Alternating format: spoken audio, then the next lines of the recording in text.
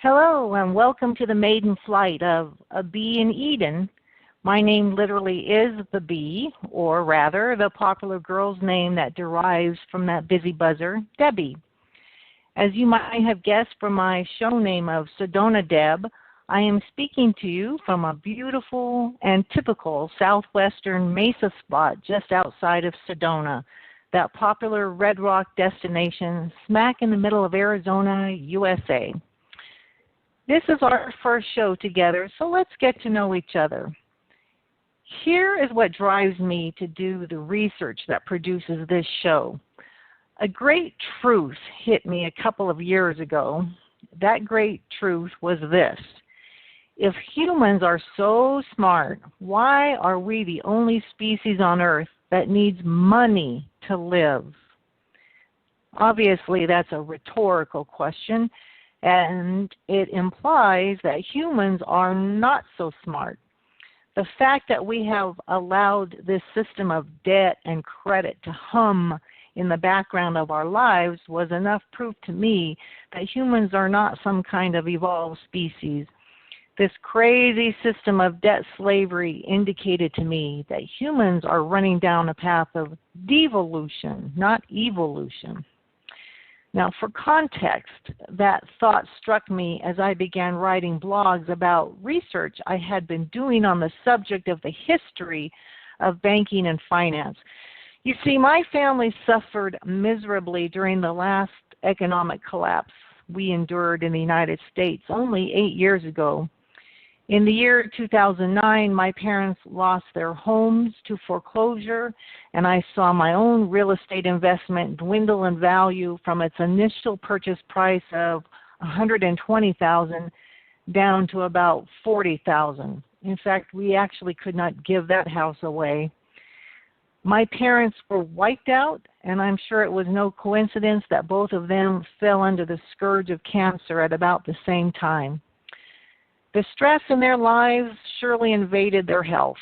As it happened, both of them did eventually fall into the big sleep, as I like to call it. That time in my life was the worst nightmare that I have ever lived through, but there was one good thing that came out of it. The tragedy forced me to stop in my tracks and ask, how did this all happen? What is it that causes banks to keep falling through this cycle of repeated booms and busts? You see, in my early adult years, I had worked for Bank of America for 10 years. I even worked there during the great savings and loan debacle of the 1980s. So I had seen this happen in the banking system before. But even while working for B of A, I never stopped to ask myself that simple question: who creates money? And I would like you, the listener, to ask yourself that question. If your child came up and asked you, who creates money, how would you answer? Some might say the government creates money. But if that were true, then why does the government borrow money? Somebody else must be creating the money in order for the government to borrow it. Think about that question as we pause for our first commercial break. Who creates money?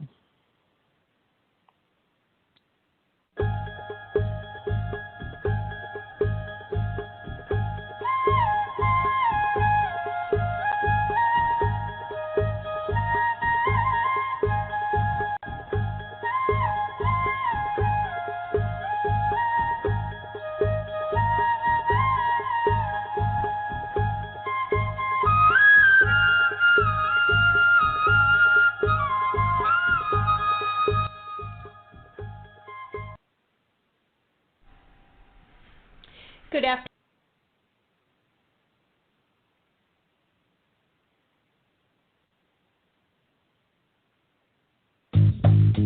What if you you got rewarded for every good decision? What if your heart had a special way of letting you know it appreciates your healthy choices? I've got to get my family to eat more vegetables. Amazing! And instead of cooking with butter tonight, I think I'll saute our veggies with heart-healthy oil. You're a genius! So really, would your food choices pay off in heart health? Did you know that when you replace bad fats with healthier fats, like those in canola or other vegetable oils, it can lower bad cholesterol levels, and that's good for your heart. Here's a winning idea. Take up the challenge for good health, because the you of the future will say, Fantastic! Learn more at heart.org/facethefacts. Canola Info proudly supports the American Heart Association's Face the Fats campaign.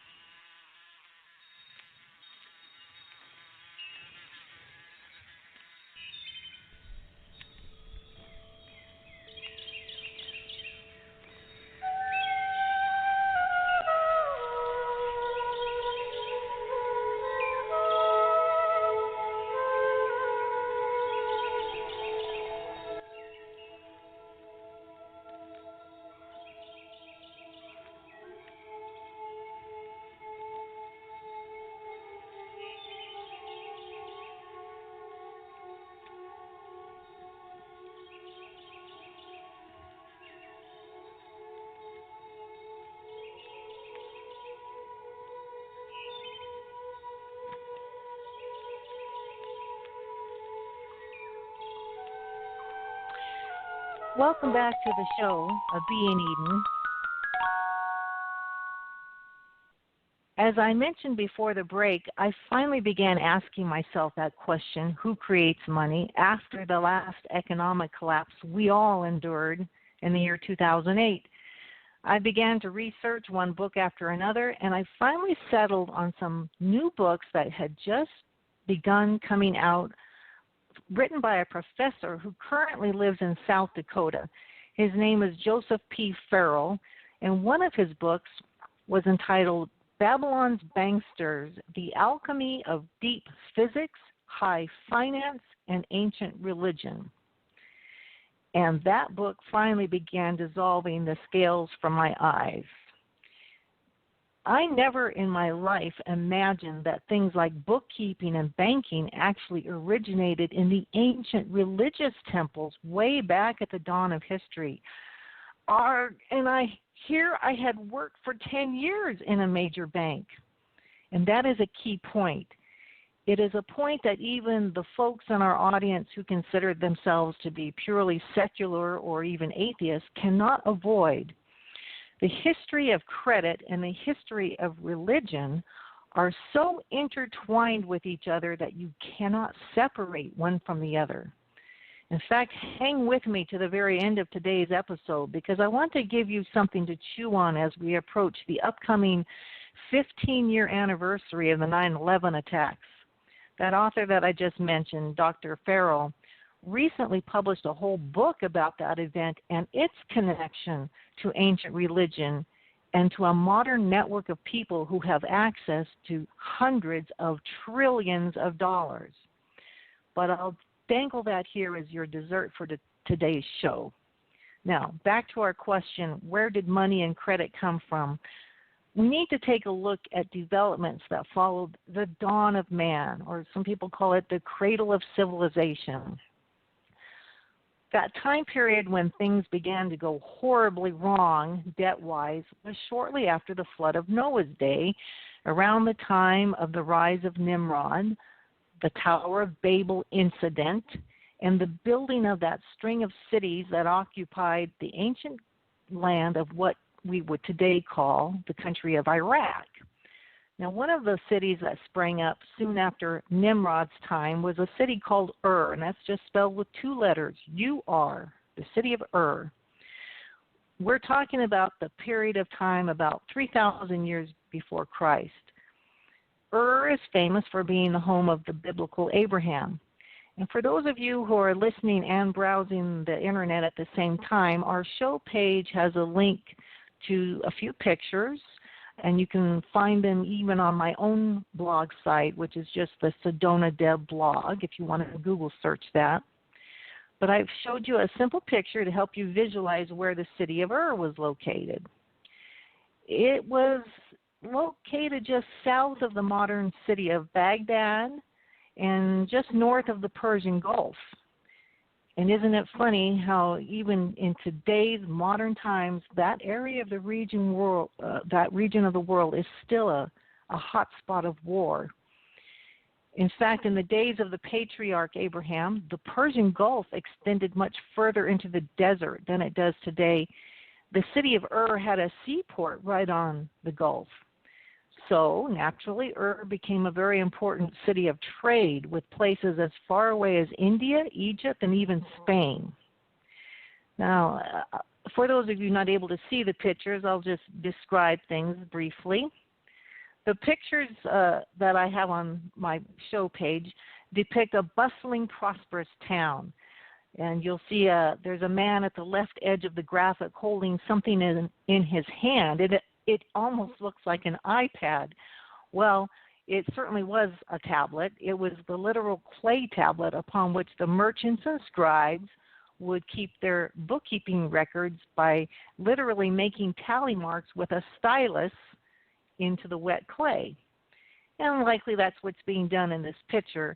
There's a bearded man making a count on his tablet while an exchange of grain, goats, and something in a wooden cart is taking place with the help of servants who have their heads shaved. Now, in the background of the picture is a huge central temple of the city that looms in the distance. And it's shaped sort of like the typical Mesopotamian ziggurat, not really like the pyramids of Egypt, but they kind of have like steps up to the top in a ziggurat shape. Now let's stop for a moment and think about how the daily activity of trade took place in those days. Once people began organizing themselves into cities headed by a king and his army, people applied for grants of royal estate, or what we would call today real estate. That's actually where the word real estate comes from. It comes from royal estate. So they would get their land grants from the king to obtain a place to live and set up a farm. The people paid taxes or brought in their surplus to the center of town in exchange for the military protection that the king gave them. Therefore, that's how the temple became a perfect place to store your surpluses from the harvest, or what we would think of today as the treasury. So you can see how the area around the temple became the economic hub of the community. And it made sense to set up your farmer's market right there. It doesn't take a rocket scientist to figure out that people needed to interact with each other, and they needed to come up with a simple exchange mechanism to trade their various goods with each other. I mean, you can figure out it's not very convenient to drag around 10 bags of grain all over the place every time you need to obtain a new cook pot. So the people, or more likely the priesthood of the temple, decided to use pieces of gold and silver as a swap system. And we do know from the archaeological records that the people of Ur did use barley as the product that would express the value of their silver. That is, an ounce of silver or gold would have been set to be equal in value to X number of bags of barley. This is in much the same way that an ounce of gold today equals X number of dollars. And it made sense to use gold and silver this way because of their durability. Gold and silver don't get consumed by fire, and they don't dry up like liquids do. And even if they get eaten by your pet goat, you can still dig out your gold piece once your goat has finished digesting his meal, if you know what I mean.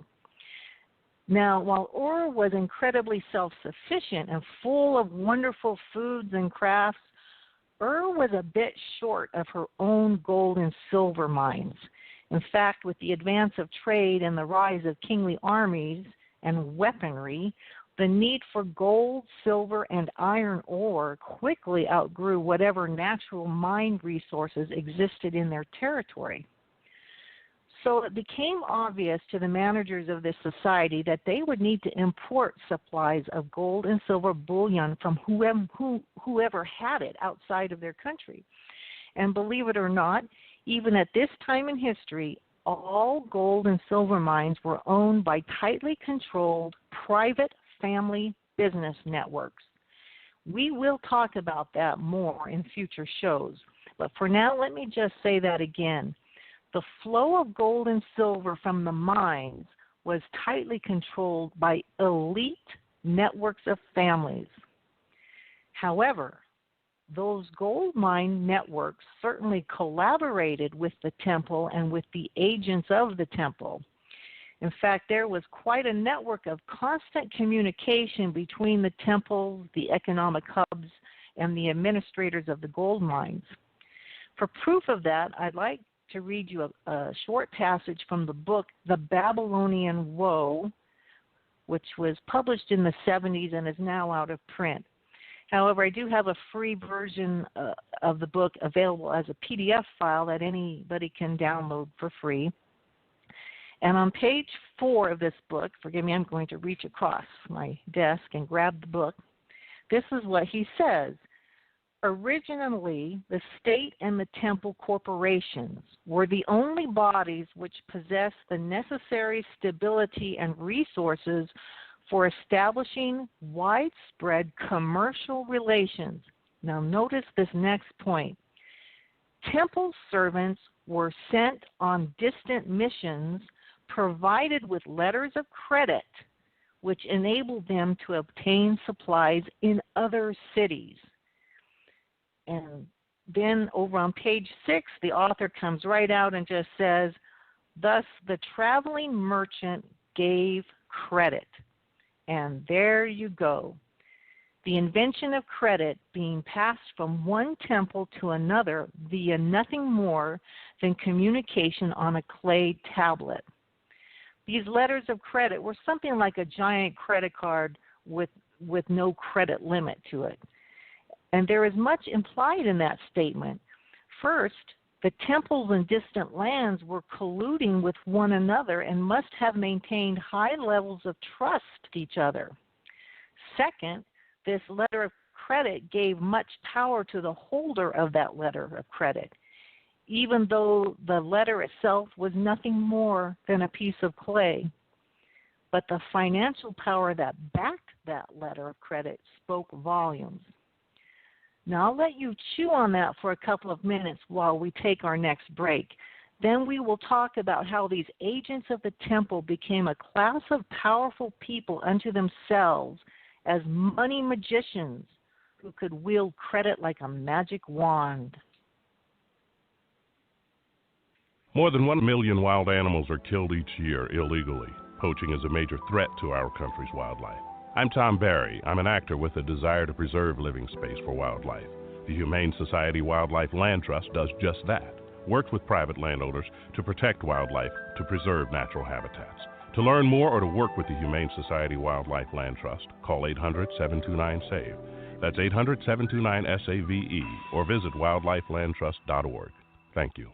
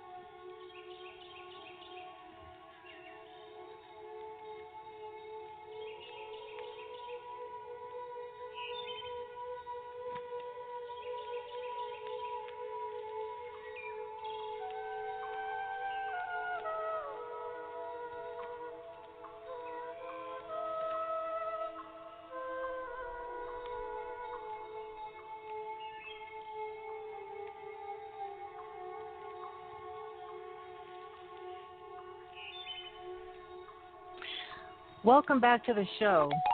Right before the break, I quoted from that book, The Babylonian Woe, which clearly defined the origins of modern credit concepts as having emanated from the central temples of Babylonia. Now, interestingly, the very last book of the Bible describes the future fall of a symbolic Babylon, a religious empire. Interestingly, again, chapter 18 of Revelation makes many references to the traveling merchants who weep at her destruction. If you happen to have a Greek interlinear version of the Bible, you can see clearly that the phrase used is traveling merchant, not just the word merchant. That book, Babylonian Woe, comments that the traveling merchant came to represent a particular class of merchant. He wasn't just your average storekeeper, but specifically a person who worked as an agent of the temple, granting the use of credit internationally to acquire the goods and services needed by the temples.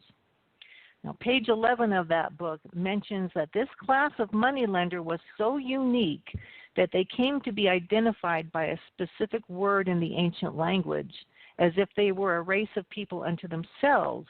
And that word was the Apiru. And I'll spell that. It's A-P like Paul, I-R-U, the Apiru.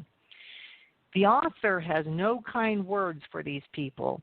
He refers to them as a mysterious gang of thugs who seem to have no allegiance to any particular city and yet seem to be found in all cities. He describes them as a lawless people who regarded this power of credit as a godlike means by which they could get anything they wanted. No longer would people need to rely on any god of any temple for their creator's providence. These money magicians regarded themselves as a new god, and they followed religious formulas as a type of religion behind the religion. And we will be talking about those formulas in future shows as well. Now, even though the Apiru despised the common people's view of the temple, these Apiru were not beneath operating in the shadow of the temple. In fact, their association with the temple is what gave these people legitimacy in the eyes of the common people. In a future show, we'll talk about how they used credit falsely and deceptively. You'll see similarities to activities we have heard today in our time, things like fractional reserve lending and the charging of interest. Well, we're coming to the end of our visit today, and I did promise to relate something about 9/11. Earlier this year, Dr. Farrell published a book entitled Hidden Finance, Rogue Networks, and Secret Sorcery, with a subtitle of that book of this phrase, The Fascist International, 9/11, and Penetrated Operations. I wrote a book review of this book, which is pending publication by a third party, so I won't copy the entire article just yet in my own blog. However, Dr. Farrell uncovered proof that intelligence experts from foreign governments had intel in the summer of 2001 that indicated an attack was being planned. One of these experts was a lady named Dr. Tatiana Koryazhina in Russia. And here I will quote from my book review. The full review will be available at a later time after it gets published, as I mentioned. But here was my quote. Dr. Tatiana Koryazhina made a statement to the Russian Duma back on June 29, 2001. She spoke as a Russian expert in shadow economy and shadow politics. She expected an attack to hit the USA on August 19, 2001. She had proof that what we now know as the 9/11 operation was not the work of 19 terrorists, but of a larger group seeking to reshape the world. She further claimed that this group of extremely powerful private persons with total assets of about $300 trillion intends to legalize its power and become the new world government. Now, in an interview that she gave to the newspaper Pravda only 2 weeks later, This Dr. Koryazina expanded on her statements and pointed to the religious motivation of these private persons who had the assets of $300 trillion. She said, there are international, super state, and super government groups. In accordance with tradition, the mystical and religious components play extremely important roles in human history. One must take into account the shadow economy, shadow politics, and the religious component. This astounded me when I read this. Dr. Koryazina warned the Russian government that there was an international superstate of people, not unlike the Apiru that I just mentioned from ancient Mesopotamia, who held assets of $300 trillion and who are bent on becoming a new world government and who are playing this role according to some kind of mystical and religious tradition to which they give allegiance. You see, my friends, we all know there are earth-shaking events touching our lives. We see it, we feel it every day. These events are being steered by a class of people who have the authority to create money and credit out of thin air. These people are pulling the levers of power all around the world, and they do so under the shadow of mystical religious traditions, as this Russian doctor explained. In future shows, please buzz along with this bee as we intend to uncover the many petals of this ugly flower. In our next visit, you will see how this network began taking shape at an international level during the days of the Persian Empire. But for now, this is the Bee in Eden signing off to return to the hive until our next venture outdoors.